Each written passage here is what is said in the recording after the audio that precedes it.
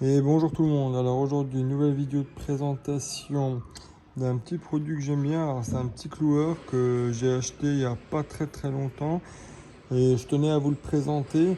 Avant de continuer cette vidéo, n'hésitez pas à liker, à partager cette vidéo, à mettre un commentaire, me dire ce que vous en pensez. Alors aujourd'hui, donc c'est un cloueur de la marque Einhell. Donc c'est une marque on va dire entrée de gamme, mais entrée de gamme pour les bricoleurs amateurs, on va dire dans un premier temps. Et alors ça c'est mon cas personnel, après chacun fait comme il le semble. Sur des produits que j'utilise pas très souvent, j'hésite pas à prendre de l'entrée de gamme, par exemple un cloueur, c'est quelque chose que je vais pas utiliser tous les jours dans mon cas d'usage personnel. Donc je prends de l'entrée de gamme. Si je suis pro et que je serai amené à utiliser ça tous les jours, à ce moment-là, je vise au-dessus. Alors, donc, on l'a dit, c'est un entrée de gamme et en fait, c'est tout simplement un cloueur sur batterie, un cloueur et une agrafeuse. Donc ici, vous voyez, on a le logo d'une agrafe et ici, celui d'un clou, pardon. À savoir que ce produit coûte pas très cher, donc vous l'avez aux environs de 80 euros, je crois.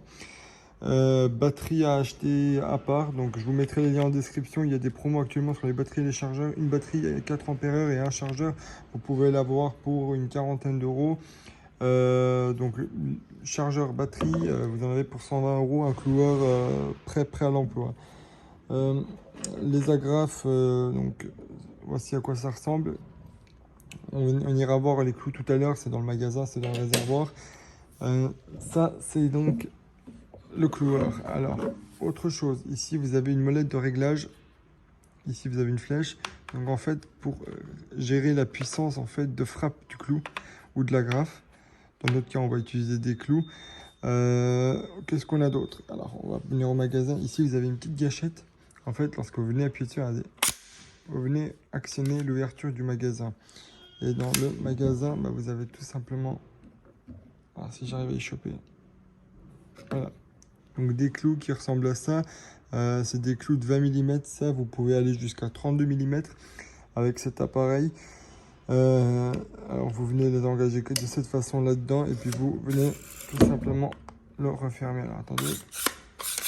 Voilà, il faut pousser un peu fort et vous venez le fermer. Et franchement, un truc qui me surprend beaucoup chez cette marque-là, au niveau de la finition, ça me rappelle beaucoup Milwaukee. Dites-moi ce que vous en pensez. Ici, la finition, je la trouve vraiment très jolie. Vraiment plutôt une finition haut de gamme pour un appareil d'entrée de gamme. Franchement, je trouve ça vraiment bien fait. Moi, ça me rappelle vraiment Milwaukee. Vous voyez cette texture un peu caoutchouteux. Ici, vous avez la gâchette. Donc là, ça s'actionne pas parce que j'ai pas la batterie, mais même si j'avais la batterie, ça s'actionnerait pas parce que là, vous avez en fait sur tous les cloueurs, vous avez ici un petit clip. Écoutez, je sais pas si j'arrive à faire entendre. Voilà, c'est uniquement lorsque vous êtes en appui sur quelque chose que ça va pouvoir clouer. Donc c'est une sécurité supplémentaire qui est ajoutée sur tous les cloueurs. Le clip ceinture que vous pouvez mettre ou enlever si vous le souhaitez.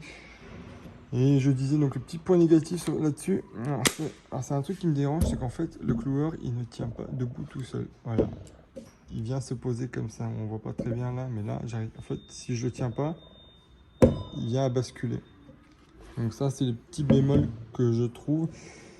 À savoir que ce cloueur en fait, vous ne pourrez pas en fait tout simplement l'utiliser pour du bois très dur, du pain par exemple ou des gros bastins. C'est vraiment pour de l'assemblage. Admettons vous faites vous faites de l'assemblage de bois avec des bois de palette ou des bois très fins. À ce moment-là, vous pouvez le faire, des coffres, enfin des cadres, tout ce que vous voulez. C'est pas vraiment fait pour des gros usages. Ici au niveau des clous, alors voilà, c'est marqué. Regardez, vous voyez, vous pouvez aller de 15 à 32 mm et au niveau des agrafes de 16 à 22 mm. Pour ce qui est des dimensions, vous avez tout là.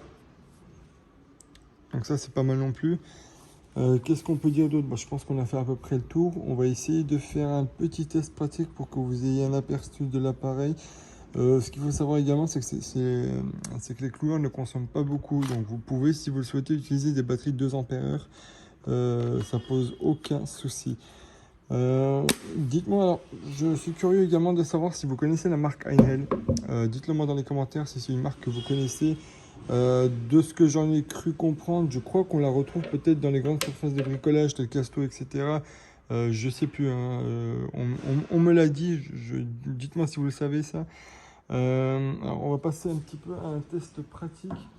Alors là j'ai pris 2 vieilles planches en bois, regardez, qui ne sont pas fixées. Donc c'est des planches plutôt longues qui ne sont pas fixées. Et on va essayer de les clouer ensemble. Alors, la table va peut-être un peu vibrer, la caméra également, parce qu'en fait ça met tout simplement un coup lorsque vous venez clouer quelque chose. Alors là, comme ça, on se prend.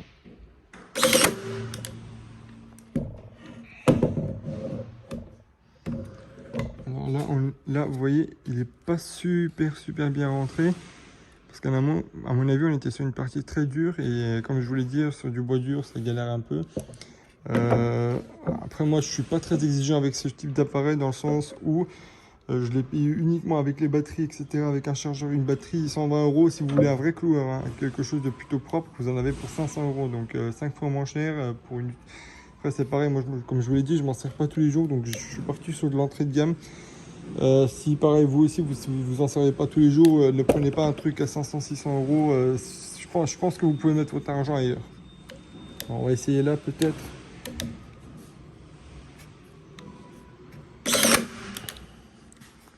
Là, ça l'a bien cloué par exemple. Alors, attendez, hop, je le mets de côté l'appareil.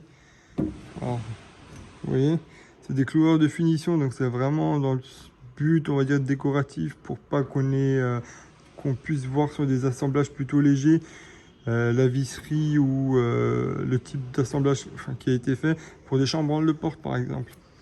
Chambranles de porte, ça c'est parfait, ça va super bien. Vous voyez, là c'est dessus, c'est assemblé, ça bouge plus. Regardez, la planche est plutôt longue et vous pouvez en mettre plusieurs.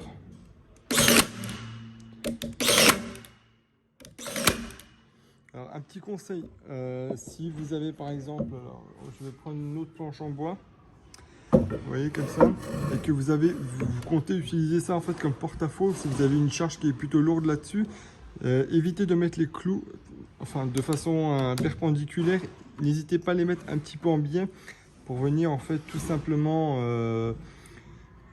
en fait lorsque les clous sont en biais, elles ont beaucoup moins tendance à ressortir de cette façon-là parce qu'elles sont vraiment ancrées dans le bois de façon enfin pas aiguë, mais vous m'avez compris, de façon vraiment latérale. Et du coup, vous avez moins tendance à ramener le bois vers vous. Donc ça, c'est un petit conseil que je vous donne personnellement. Dites-moi si vous le connaissiez. Donc ce cloueur, je vous mettrai tous les liens en description. N'hésitez pas à me dire si vous voulez d'autres tests pour cette marque. J'ai d'autres produits que je n'utilise pas beaucoup. Je peux vous faire des tests. Vous me dites ce que vous en pensez. Alors, oui, un truc que j'ai oublié de vous dire, c'est en fait là derrière, vous avez une clé BTR. Ça, j'ai oublié de vous le dire. Vous avez une clé BTR qui est intégrée, qui vous permet en fait tout simplement de venir dévisser là au-dessus lorsque vous avez les clous qui sont bloqués. Donc ça, c'est pas mal, hein. Si vous avez un clou qui s'est mis de travers ou quoi que ce soit, ça vous permet de démonter là et vous avez la clé à proximité à chaque fois. Ça vous évite en fait d'aller tout simplement chercher votre clé BTR qui est dans votre caisse à outils ou je ne sais où. Sur ce, n'hésitez pas à me dire ce que vous en avez pensé. On se retrouve prochainement pour d'autres vidéos. J'essaierai de vous montrer des produits Enel dorénavant. Dites-moi ce que vous en pensez. Moi, je vais vous en présenter. J'en ai d'autres. J'ai par exemple une petite soufflette à main, enfin une soufflette sur batterie. Je vous montrerai tout ça dans les prochaines vidéos. Sur ce, portez-vous bien et on se revoit à la prochaine. Allez, au revoir tout le monde.